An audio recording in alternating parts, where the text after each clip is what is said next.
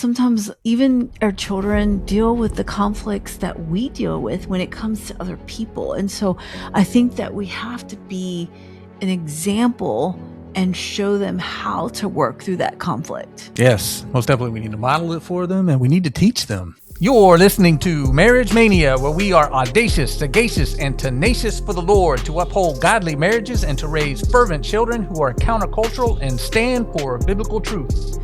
Welcome back. I'm Tania. Michael. And, I want to have this conversation today around conflict because it is all around us, and I know that we also talk through a lot of conflict when we're dealing with any kind of issue in our marriage and when we're dealing with our children, because there's conflicts that can arise, and that's everywhere. But also, I want to be able to talk about today how we can deal with conflict outside of our home and how do we really reflect that from a Christ perspective.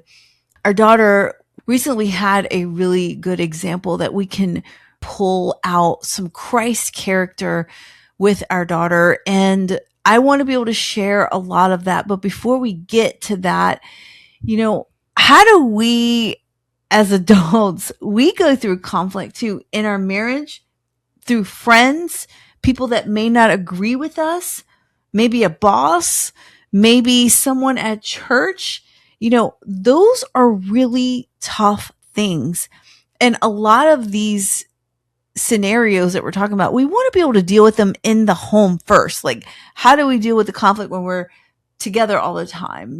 How do we work through these solutions? And so, Michael, let's talk through this today. Yeah, this is a great topic. I just ran across this statistic that said that 70 to 80% of our waking hours is spent in communicating in some way, shape, or form. So 70 to 80% of our time, we are communicating.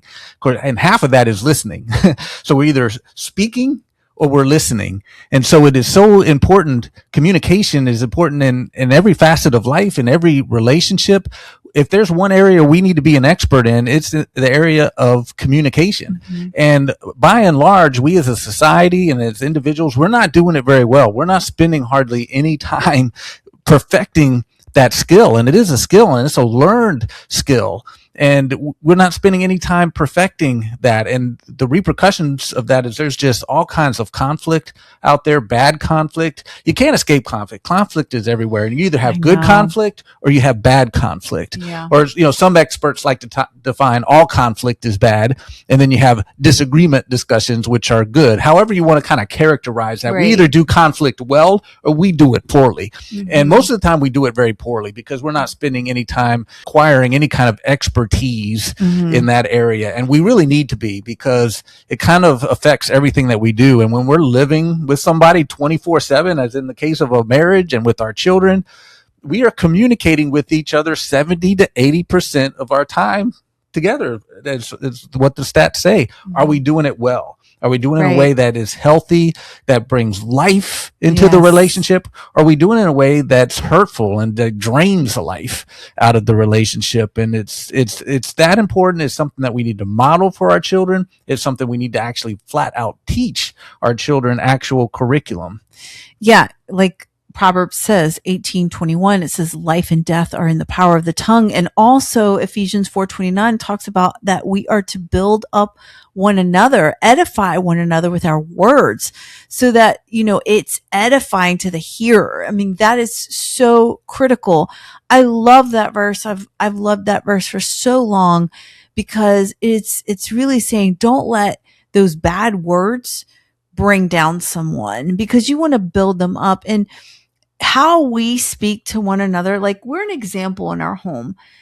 Every marriage is an example. Husband and wife is an example to their children in how they talk. If we are talking with filthy words, which we see in Proverbs, like, we're not to do that as Christians.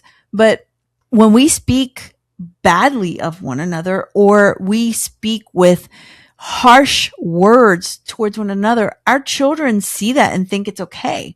They think it's okay to yell at one another. They think it's okay to belittle one another. And we've talked about this in several podcasts, but when we take that outside of our home, we're reflecting Christ. What we're teaching in our homes should go out that front door and should be put into application. And so I do want to give credit to our daughter and how she does respond to conflict, because it is very kind and loving. And that's what Jesus wants us to do. Like, turn the other cheek. You have someone treating you in a bad way, turn the other cheek, and reflect a humility. Pray for that person, as pray for your enemies. The Lord says in Matthew that we are to pray for them. And sometimes we're persecuted, and that's part of being a believer. It doesn't feel good, but it also reflects on how are we going to react to those situations. And I really, I've had experiences where I've dealt with conflict with friends, and man, it's not fun. And I think you've heard me talking through this, crying through this. Like, what do I say? How do I say this? Oh my gosh, what if I hurt them? How are my words going to be edifying in the situation? And I know that there's times you're like, okay, we've talked about this for the last 24 hours. And you do the same with me. Like, if there's a situation that hurts you, and there's been a lot of times where we've gone through marriage ministry, and there have been people in our lives that have hurt you, and you're like, how do I deal with this? How do we talk through it? And man, I just want to say, not going into the specifics about that scenario, but I think you know what scenario I'm talking about. It was years ago, and man, you handled it with such Christ-like pastoral situation where you just were so kind, even when you were getting like just slammed with terrible accusations and hurtful words and disrespect. And man, you handled that in a way that was just Jesus. That's all I could say. And that really gave me such encouragement of like, man, he stepped it up like big time. And wow, I need to make sure that all I say is always to the prestige of, I want to honor Jesus first. I want to have Christ first. Now, are my words perfect sometimes? I mean, they're not, but it's really seeking God's best in what we say. Yeah, I mean, I love the acronym Think Before You Speak. Is what I'm about to say: true, helpful, inspiring, necessary, and kind. It has to be all of those before I say it. And we need to have some kind of filter. And part of the problem with communication is not having that filter. We feel it, we say it. It's like, well, I was just sharing my feelings. Well, there's a way to share our feelings, and there's a way not to share our feelings. And we need to choose our words very carefully. And especially if we're in a situation where it's a disagreement, it's a little bit more of a intense communication. That's the time where it's like, I need to choose my words very carefully. And oftentimes, that's like in the situation you were talking about. And I appreciate your words that you said there. It was so good. It was so good. It was so kind. But I definitely see ways I could have improved, and that I could have definitely, there's times where I needed to say some things and didn't. But that's where, that filter is like, man, everything that's coming to my mind right now just doesn't feel like it would be the right thing to say, and it's just going to antagonize the situation and make it worse. So I wait until I find just the right words that I think will make things better, bring about peace, somehow some resolution to this. And it sometimes takes me a minute to try to find those words, but until I find them, I'm going to be more quiet, because we can get ourselves in a lot of trouble by speaking too quickly. And the wrong words come out, and we inflame an issue, and we just make it worse. And so, that's part of the big part of communication is choosing the right words, thinking before you speak. When our emotions are running high, we need to recognize what our emotions are doing. And now's not the time to speak. I need to take a moment and wait for those emotions to settle down and then come back Mm-hmm. after I've gathered my thoughts and gathered my emotions and then speak in a calm manner. I love what Emerson Eggert says. If you can even be right, but you'll be wrong if you say it at the top of your voice, if you're Yes. yelling at each other. And so we never want to be yelling. If the second we find we're yelling and back and forth, it's time to press time out. I'm going to go outside, I'm going to pray, and I'm going to wait till things calm down and let's come back and resume that. And that's a big lesson we need to teach to our children. When they see us doing that, when they see us they'll notice whether we're using good skill or not. If we're just throwing insults back at each other and we're just yelling at each other, that's the things that our kids will pick up on. And then they're going to do that in their interactions. It passes on to another generation. Right. And how many situations are we dealing with from, like our daughter being out there and she's having some kind of interaction with a child that may or may not be using very good conflict resolution skills. And we've got to now talk her through that. It's like, yeah, she yelled at you. Yes, that person called you a name and they shouldn't have. But how are we going to deal with this now? What would be the right thing to say back or not say at all? Do we call them a name back or not? So these are the kind of things that we need to teach our children and teach them how to use good conflict resolution principles. Yeah, I totally agree. And so I want to go back to our daughter in the situation that she was dealing with, and not to get like too specific, but just the fact that she was being heckled. I think we can say like that much. She was being heckled. She was being heckled, but this is not the first time. And sometimes you begin to question, like, okay, what are you doing? Like, what are you doing that could potentially cause that other person to feel this way? Like, and, she was so like, I didn't do anything. I promise. Like, I'm trying to be truthful. And, I believe her because, we have a strong stance in our home that you cannot lie. And we'll see it. If you're lying, we'll see it. It will come out. And so that is one big thing that we cannot do in this household is lie. And so our daughter is a very truthful, you can see her heart. She'll tell you the honest truth. And we all have issues with our kids, and honesty, that's what's really great with our daughter. That's just not one of the issues that we've had to deal with so far, is that she's pretty open and honest with us. We haven't really caught her in a lie. And so that's a praise to the Lord. And so I'm really grateful for that. But like this situation when she was kind of, bullied, I guess you can say that, and she was heckled about a situation, and she was being honest and truthful to the individuals, the kids that were coming after her. She was defending herself. She was, but in a kind way. And she was saying, please stop, all these things. And she even told some of the workers, and the workers were like, it's just kids. But it's not, because we have to get to the root of the heart, because our children hurt. If these things go on and we ignore it, they hurt inside. And that's not how we deal with conflict. Like, we can't just stuff it down, because eventually it's going to blow up and come out in an explosion, right? It's going to be like, you didn't care. And then our children want to trust us. So they want to come to us and tell us these things so that they can say, I can always tell my parents something. I can always share my heart with them, and they're willing to hear and help me. And I think that is the biggest key here. But when she told us about it, she was really bothered. She kept repeating it over and over in different scenarios. Like, this is what happened when this time happened, this, that. And, we talked to her and we said, okay, we're going to address this tomorrow. We're just pray about it, ask the Lord. And it's amazing, because God is a God who answers prayer.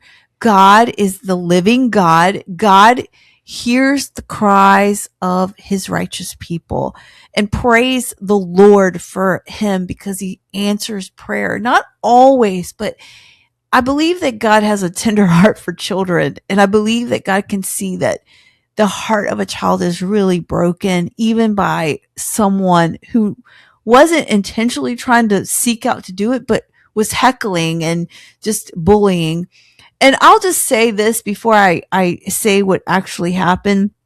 What I love is that this builds trust with our children, but also it builds this deeper trust with the Lord in our children. Our children can see, oh man, God is real. God is truthful. God loves me. He heard my prayer. He heard my cry. And those are testimonies that we can take back and share with our children when they are going through a valley in life. Like, oh, do you remember the time that the Lord answered you with this situation? Do you remember this? Do you remember that?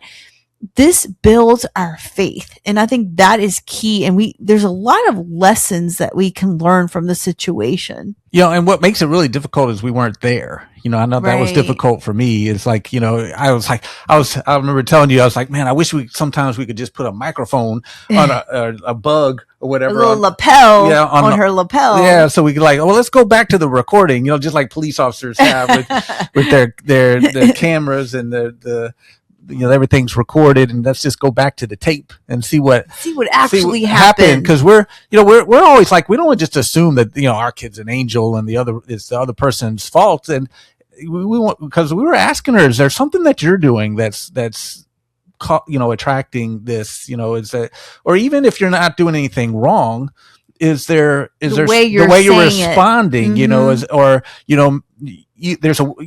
Maybe we need to teach you to defend yourself in a certain way, and because we can defend ourselves in a way that antagonizes the situation. And so she's young, she's new at this. Nobody's an expert. and per se, we need to try to be as much of an expert in communication as we can, but nobody's ever attains the level of there's nothing else I need to learn. It's like every interaction is different. We always need to examine, man, is there something I could have said differently? Right. Even if like the other person was totally in the wrong and they're just like attacking me, but there's a way to respond properly and there's a way to respond improperly. Is there something that I said that inflame the situation? I know I'm always constantly thinking to myself, oh wow, when I said this thing, it just set them off. I must have triggered them in some way, shape, or form. Should I have not said it? Could I have said it in a different way? I always want to, I was a police officer. I took it as pride to be like, I was in all kinds of unruly situations. Everybody's just going off the chain. It's like, how can I come in and make for peace, and try to calm down intense situations? There was other officers that were really good at this, and it was just amazing to watch. Sometimes there was other officers that would show up on scene with me and I'd be like, oh Lord, buckle up, because I knew things were about to just get way worse, because they just did not know how to talk to people. And it's like, they felt justified because it's like the other person's just acting ridiculous. So I have the right to talk to them any old kind of way. And it's like, no, the whole idea is to bring peace to the situation, calm everything down and be able to talk to people so they'll listen to you and talk to a way that they can receive. So that's what, we were trying to talk with our daughter through, is like, how did you respond? Is there something that you're doing? Because we can't, and we don't want to accuse her, right, we don't want to accuse her at the same time things, I know, because I felt bad about, it's like, because at the same time it's like, I don't know if she's at fault. She may she's being bullied and heckled or something like that, and I don't want to put blame on her when she's like, oh man, I got heckled and now my parents don't even believe me. Right. But at the same time, we wanted to also teach her that you may have been completely in the right and they could have been completely in the wrong, but we also want to teach you how to respond to somebody who's not treating you right. And there's an art form to that, and sometimes, the best thing to do is to say nothing at all and walk away. Yes. And she was like, well, they were following me and still heckling me. And then you go to a teacher or an adult, and you tell them what's but they didn't do anything. But right. And they say, well, they didn't do anything. Well, they should. And that brings up another point too, is I think, kids don't necessarily treat each other very well on the playground. And I think we don't supervise our children as much as we probably should. I think we're in a very busy society. We like the fact of like, hey, go out and play and just kind of like defend yourself. It's like Lord of the Flies out there sometimes, and it's like, oh my goodness, should we do that though? Should we be a little bit more hands on to be able to be an overseer of how kids are treating each other instead of just turning them over to be bullied and to be heckled and to be name called and treated any old kind of way, and learning very bad habits about how to communicate to each other. And I think too, because it brings back, I'll go back to what actually happened with our daughter, but actually it brings back the memory when we went to a water park recently. And we were just hanging out there. Everybody's having a great time. People I didn't even know. And there were kids actually fighting.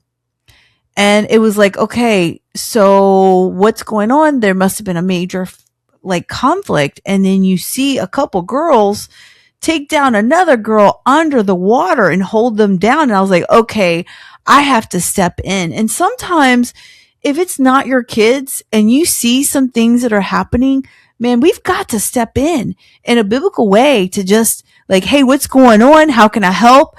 Because we're to defend the helpless, right? And I came in and they were all upset. Remember, they were like, oh, she did this and he did that. And yes, there's a big problem here.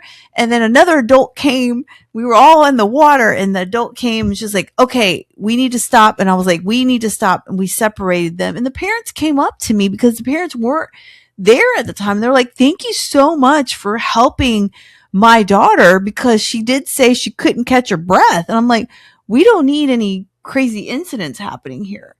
So I think sometimes when you're talking about the playground, well, you found the parents later, which still to me brings up the issue. Yes. Do we need to at least keep some kind of an eye? We do need of to our children while they're still learning on how to interact with other kids. With each other. Yeah. And that's true. Yeah, I just bring that up. I mean, I don't know what the answer is because we can't watch them all the time. And yeah, we don't want to be a helicopter parent in any way. But the idea is to avoid the extremes. Yeah. Certainly we can't look over our child's shoulder everywhere they go. But at the same time, we can't just I think we're erring too much on the side of not being a helicopter parent, and we're not supervising our children enough. And we're sending them out to a pretty hostile world out there among the kids where there's just not very good communication skills that is happening, and they're not treating each other very well, and they're learning bad habits, and there's too much name calling, there's too much bullying, there's mean girls. It's like we need to be a little bit more hands-on in teaching them how to communicate with each other, treat each other well. And sometimes that requires some more hands-on, especially, I remember having some friends over, and there's one kid that was just going through some struggles, and he was not treating the other children very well. And I was out there alone with them, and with all the children, I could see, oh wow, this man, I'm having to really referee this situation because this is not healthy in any way, shape, or form. And yet these parents were leaving these kids to kind of fend for themselves. And so in those kind of situations, I think, as hard as it is for us parents, and we got other things we really need to be doing, I think we need to be a little bit more hands-on and be a little bit more overseers about how children are treating each other, and be able to teach them in the moment how to treat each other well and to communicate well. That's so spot on. And I totally agree with you on that. And I just think that, we model that from the home. And so it goes out, and our daughter definitely modeled it. And so I'm really proud of her. I do have to say that. So, after this heckling was happening, she came home and told us about it. The next day, we all had lunch together because there was an activity that she had to go back to be with the kids. And just casually, she said, Mom, these kids said that they were sorry. And I said, oh, what did you say to them? Because I haven't had a chance to actually contact the parent or, get in touch with the kids. She said, they said that they're sorry and that they were really being mean and they shouldn't have done these things to me. And they asked for forgiveness. And I said, wow. My first reaction was, praise the Lord. And I said, do you understand that God just answered your heartache, your prayer that you had last night, that you prayed over, that you were so upset? Do you understand? Let's praise God for this. This is amazing. You had nothing to say, and these kids came to you and asked for forgiveness. I mean, what a great example. And so we really looked at this as a biblical example of forgiveness, of dealing with conflict, letting our words be edifying. I mean, all the scriptures were just coming to us and we're talking about it. And what is so amazing is that we ran into the parents and we were just talking because I had been in a previous class with this beautiful mom, and she just shared everything and asked for forgiveness. And the kids asked for forgiveness from me. And like, it was amazing. There was a really bad misunderstanding, just a really bad perception that was made. And I don't want to say anybody's at fault, but what I want to say is that the parents took this situation in a biblical perspective to actually explain to them about forgiveness and about not making assumptions and about not like heckling or hurting someone's character or making a misunderstanding of the whole thing. I mean, it was totally amazing. It was so perfect. Everybody hugged. We all just were so grateful. And we took this example as, look, Jesus allowed these things to happen. And what did we do? We could have reacted in a very mean way, but our daughter hasn't seen that in the home. Like, we don't treat each other that way. She took this as a great conflict resolution to be able to say, I'm going to do the best I can to ask, please stop. And I'm going to try. I think she's still learning how to defend herself and ways to really kind of speak up, but she did her very best from what she learned in the home. And I just thought that was absolutely amazing. Such a credit to the Lord, such a credit to Michael for leading us in those conflict resolution skills in the home. And it's not always perfect, but we did it. And when you were talking about, we need to make sure we keep an eye on our children, I think that's important. So that brings me to the verse that bad company corrupts good character, which is in 1 Corinthians 15:33. And that's really important. If we allow our children to be around the company that continues to antagonize or say bad things, I mean, those things will end up becoming into our children's heart. And our whole point is to really reflect Christ in how we speak, how we deal with people, how we treat each other in the home, because we're together most of the time. And that reflects Jesus. And our whole objective as parents is to raise up children that will eventually leave the home and have their own family. And so how do we want to teach them to have these conflicts and to be able to work through them in a biblical way? Yeah, I love what you said there. And we need to be cognizant of how we're handling our disagreements in front of our children. If we're being a great model of that, then I think it's fine to have disagreements in front of our children that are going well, and that our voices are calm, and we're just discussing things in a calm manner. We're treating each other well. We're not calling each other names or using bad technique in any way, shape, or form. I think that's okay. And I think it's actually good to have disagreements in front of our children in that form, so they can see that there's relationships aren't perfect. We don't always agree. We don't, and it's okay to disagree.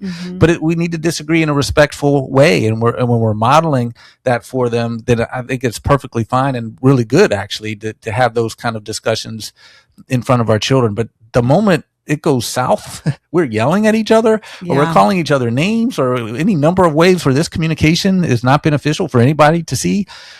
We need to remove ourselves from their presence. That we don't need to have our kids have a front row seat to that in any way, shape, or form. And the best thing is just go ahead and time out. Just go ahead and press pause on that disagreement, set an appointment to have this discussion at some other time. It's like over lunch, away from them, and talk about it then, but we need to be very cognizant of what kind of ways we are communicating to each other in front of our children, because that's the main way they learn. Is we're discipling them at every moment with our not only with our words but with our actions. And I do also think that not only do we need to be good models of good communication, but we need to teach actual curriculum. And that's something I don't think does anybody do that. And certainly it's not going to be taught in schools on how to do conflict. I mean, this some people just learn on their own, especially for those that homeschool. You could go through a curriculum, a good solid Christian curriculum on communication and on conflict. Yeah. It's one of the most important life skills that they can learn. That should be mandated in a homeschool curriculum, that you teach our children how to do that. And even if you're not homeschooling, it's important to know that. Everybody homeschools in a sense. You either homeschool exclusively or you homeschool and you send them to public school, but you're teaching your kids at home. And just, so part of the lessons that you teach your children, whether you homeschool or not, make sure one of those things you teach them is, hey, we're going to go through a good solid Christian curriculum on communication and conflict resolution. And if you're wondering where do we find one of those, well, it's hard to recommend any other ones but our own. But the conflict manual, what I like about this is it's written to where a lot of it's easy to understand, and it goes through a conflict line by line. And with that, you analyze it line by line, and it's a great way to discuss with your kids through that argument, a real kind of argument in the book. And it's like, okay, what did they do right or wrong with this statement? And then you fill it out because it's part of it's like a workbook. And then you go the next line, this person said that, what is right or wrong about that, and fill it out. And it has the answers and all the biblical support for that. So it's a way to kind of be very interactive, walk your kid through it. I think it's pretty entertaining because you're going through an argument. I think it's appropriate for all kids at whatever age level. Our daughter was 8 years old when she filmed that actual argument between us. That we did as an illustration for a class. It's the same. So we acted out that very same argument, and she filmed it. It led to some great discussions about how to argue and biblically and kindly with each other. And she was seeing behaviors that she hadn't seen in us, because we don't normally do those, like calling people's names and things like that. There's a lot of lines in there that aren't nice, because we're playing out like a real argument. There's like 50 really good conflict resolution principles that we should know by heart and that we should try to follow to the T in everything that we do. And the book allows a fun way to discuss all 50 of those principles by analyzing a real argument line by line. So it's interactive that way, instead of just lecturing. Principle number 1 is this, principle number 2 is this, principle number 3 is that. So it's there can be a certain intensity to that argument when it's played out.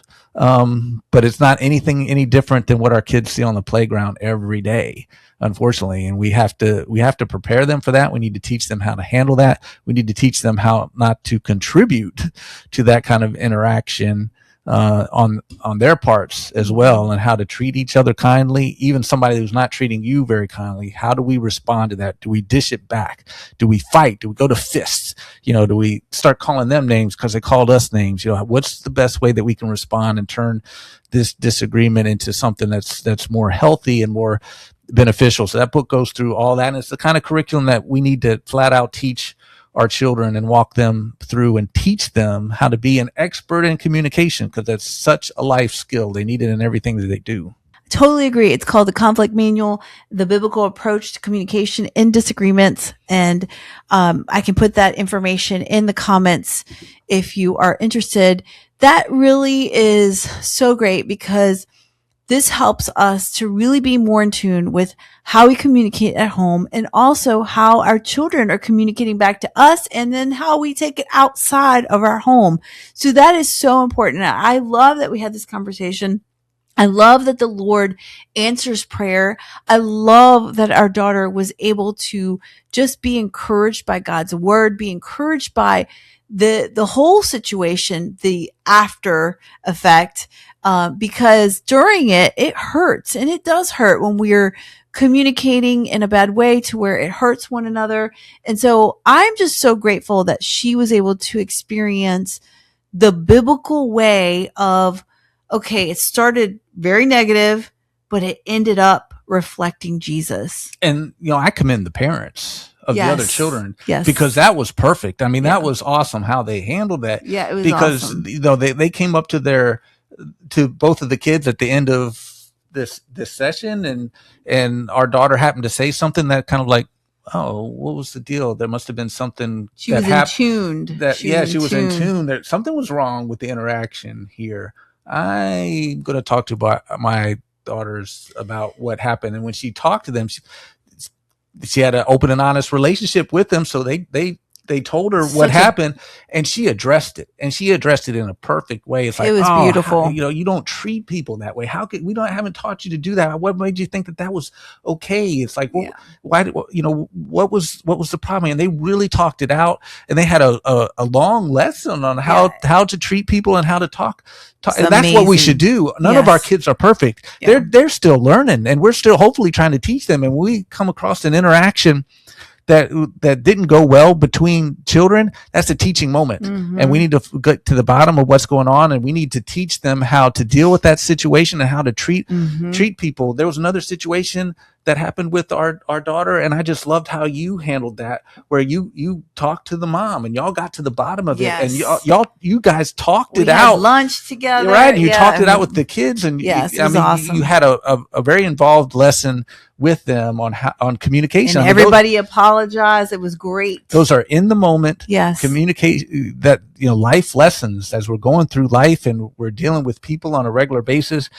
We need to be on it. We need to be supervising our children be in tune with what's going on with them. When there's an interaction that's like that, we talk it over, and we have a great life lesson with them. So we have those life lessons with our children, and then we need to have also those sit down, almost textbook kind of lessons with them as well, as we go through an actual Christian curriculum on communication and conflict resolution, and we talk about things beforehand. So sometimes those best conversations are when it's not in the life moments where we can just talk theoretically about something, and it's not charged by all these emotions. Let's just talk about what we would do in the event that something like this does happen. So then we're prepared before it happens. So we need both. We need those in the life moments. Oh, wow, we just had an incident happen. How can we use this as a teaching moment? And then we also need to be proactive beforehand. We know they're going to need to learn how to communicate. What's a good, solid Christian curriculum that we can go through and actually walk through these lessons so they're prepared beforehand on how to handle these kind of situations. Amazing. Amen. I loved this conversation, and you can find the conflict manual in our comments. If you found this podcast to be helpful, give us a thumbs up. It really helps us to get out there. And also, we have ways that you can support us. We would love your support. And we are so grateful that we can share this and really impact the marriage and impact families. So you can find that information in our comments as well. Until next time. God bless.